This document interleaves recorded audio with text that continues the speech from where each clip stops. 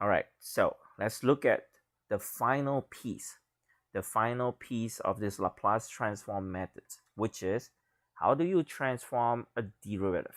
Okay, so what is the Laplace transform of a derivative?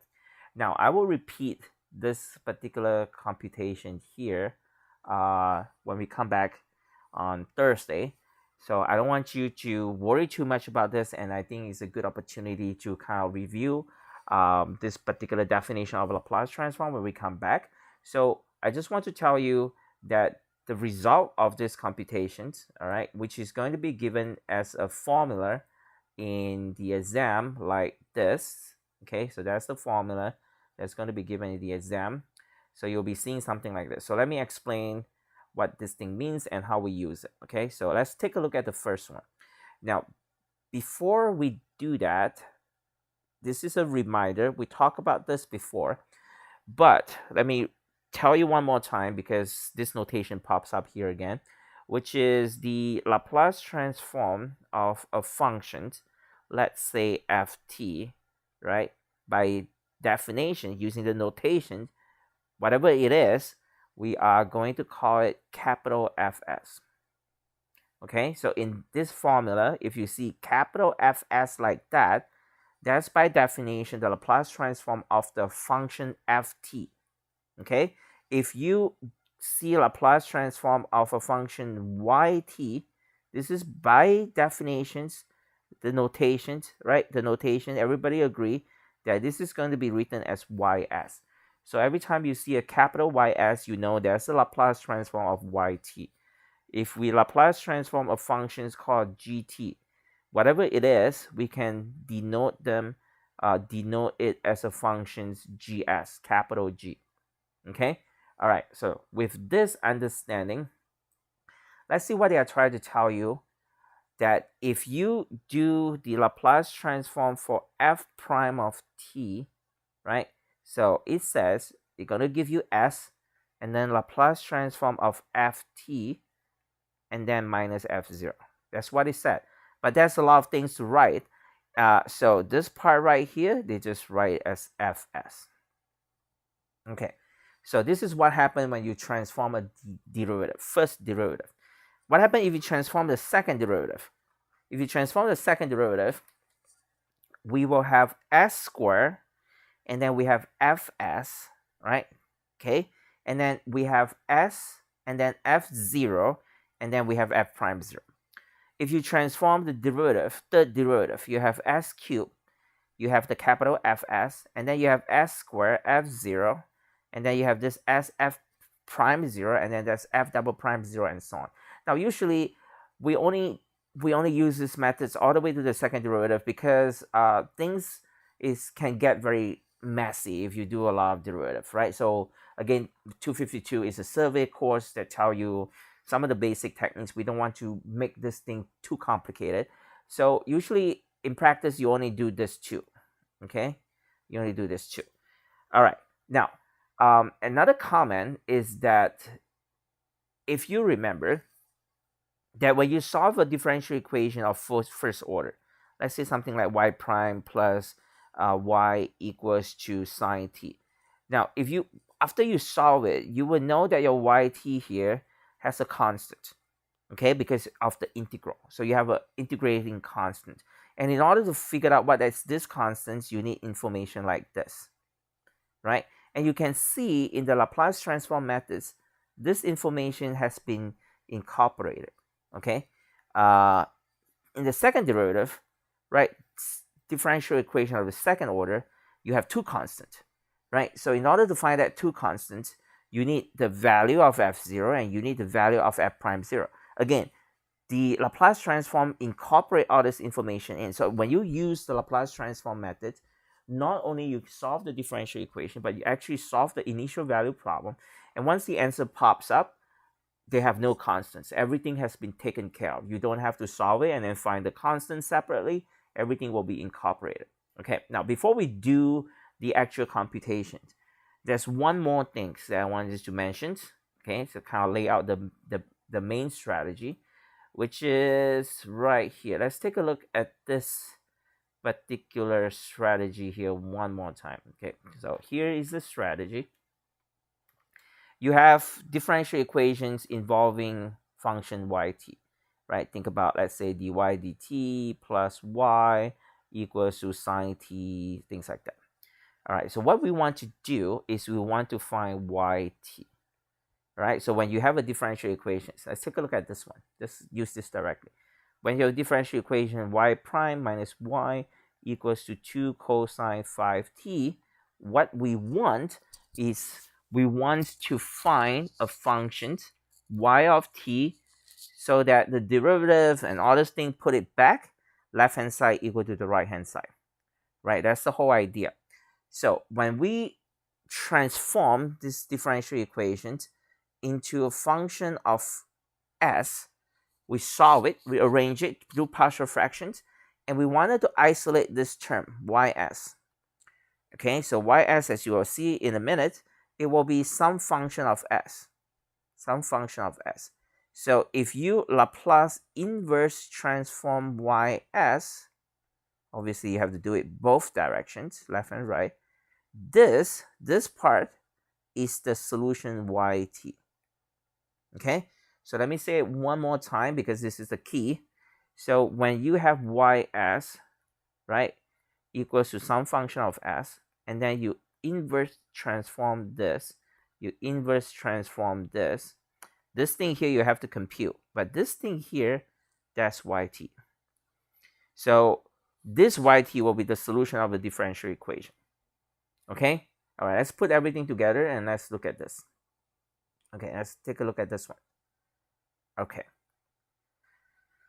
all right, so we have an initial value problem.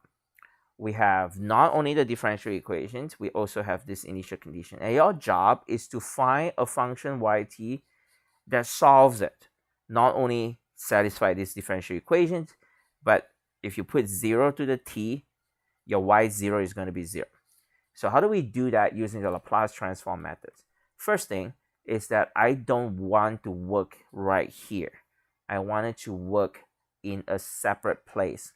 I wanted to move all this problem into the S space, basically. Okay, the S space. Everything is in S. And I want to do partial fraction and stuff in here. And then I wanted to transform it back to get the solutions. So first, I don't want to work in here. I want to work in here. So I need to move everything to the S space by performing the Laplace transform. Okay, so I am going to take the Laplace transform of y prime minus y, do it on both sides, Laplace transform of 2 cosine 5t. Okay, now, so I'm taking Laplace transform on both sides. Laplace transform is linear, so you can transform term by term. You can take the 2 out. So this gives us this equation right here. So I'm transforming the derivative, I'm transforming the y, and then I'm transforming this. So I should move everything to S, okay? So that's the thing. I want to move everything to S. So let's do that, okay? Let's transform that. So this one, according to our formula, is going to be SYS, capital Y, Y0, okay? That's what happened to this. If you transform this, you get this. That's the transforming of the derivative. Transforming this, by definition, gives us ys. Okay? We don't know what y is. Laplace transform of y, we don't know what that answer is, but we know it's a function of s, and we call that function of s ys, capital Y. Okay? So that's what happens when you transform this thing, you get this thing. Now, transforming this thing is no big deal. We know how to do that already. So from the table, we get this. Okay? So now, remember what we want. We want ys. We want to know what ys is. I want to make this as our key term. This is our main character. I want to know what this thing is in terms of s. And then I want to invert transform this so that I can find my yt. All right? So let's do that. Okay, so back to this. We get this part from the transform derivative. We know y0 is 0, so this thing is gone. Okay? All right, make the capital Y as a character. So factor out the Y, move this thing across. So now you get this. All right, what we want. What do we want? We want to be able to do the inverse transform here. We want to do the inverse transform here. The problem is the inverse transform here is easy. That's by definition YT, which is our solution. The only barrier that we need to go through is the inverse transform of this, which we do not have it directly from the table. That's why we've been practicing on how to break all this thing apart, okay? And the way we break all this thing apart is partial fraction. So we're breaking all this thing apart, we break it properly, and we get into this. So that's what happened. That's where the algebra things come in, okay? That's where the algebra things come in. Now, I want to clean this thing up a little bit, okay? So this you should know, otherwise you should not be in this class. So this is true, okay? So I am using that to make this part become this part, okay? So that's basically this. This part I am going to write separately like that. So that's basically like that. Okay, so I'm cleaning this thing up a little bit. So I have my partial fractions. I already get everything out. So I've broken it into like this, like this, like this. The reason, as you can see from our practice, this is something that we know. We know how to invert transform this. Well, we know the inverse of this. The Laplace inverse transform of this. It's easy. We know this as well. The Laplace inverse transform for this one is a little bit more complicated because I need a 5 here. So I need to make 1 over 5. So this one is a little bit complicated because I need a 5. I need a 1 over 5 because I want to use the formula of sine 5t. So the Laplace transform of sine 5t has a 5 here. And then s squared plus 5 squared. Okay, so I need to make this thing up. And then I do the inverse transform. Okay, so I do the inverse transform. So the inverse transform of this is this. The inverse transform of this is this. All this thing give you inverse transform, get you this. Inverse transform, get you this. Inverse transform, get you this. So now you can see that after you inverse transform it, right, the ys become yt, and then all this stuff here become function of t. There's no more constant. There's no c1, there's no c2. We incorporated it already into our Laplace transform. Our Laplace transform is designed to solve initial value problem. That initial value has been incorporated, and then now we have this yt equal to this. That's our solution of the differential equation. That's our solution of our differential equations, which is this one right here with the initial conditions. See it? So that's the key idea. Once we know how to transform derivative, we already know how to transform all this function already. So together with the transform of the derivative, we can make everything into ys, right? And then collect the terms, make this as our key terms, apply Laplace inverse transform to get yt, and then the other function of s, collect them, partial fractions, apply the inverse transform, and we get into a function of t, and then at the end we'll get the solutions like this. Okay, now I will redo this example. We'll redo this example in class on Thursday, but I wanted to kind of let you see it. Okay, minus the detail. Just look at the big picture. So here, differential equation second order with all these initial conditions provided. In the previous method, we have to do quite a lot of things in the previous method. First, we have to solve this part, get the complementary solution, and then we have to find the particular solutions, right? We also have to make sure that the complementary solution and the particular solution do not clash, right? Because otherwise we have to multiply extra t. It's just like in the midterm.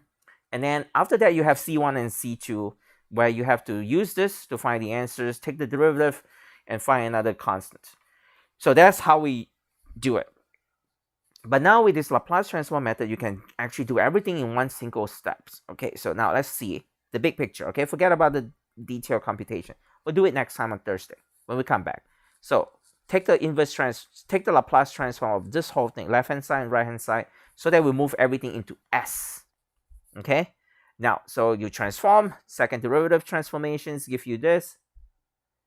All right, this one here give you this one here give you this.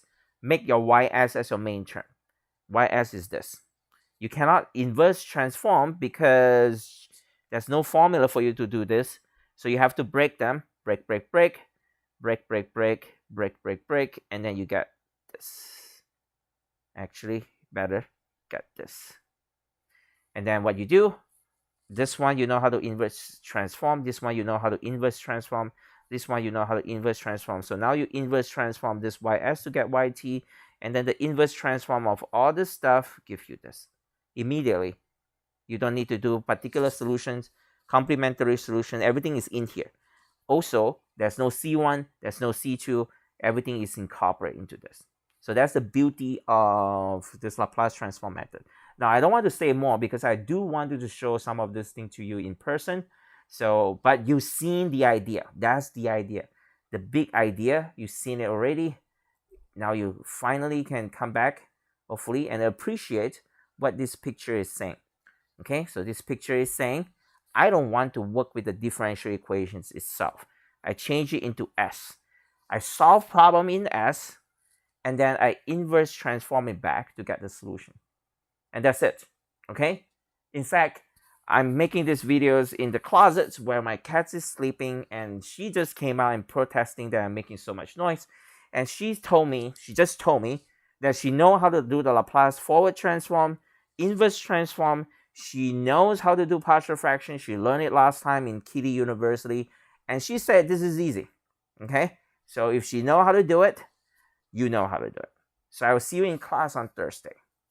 All right.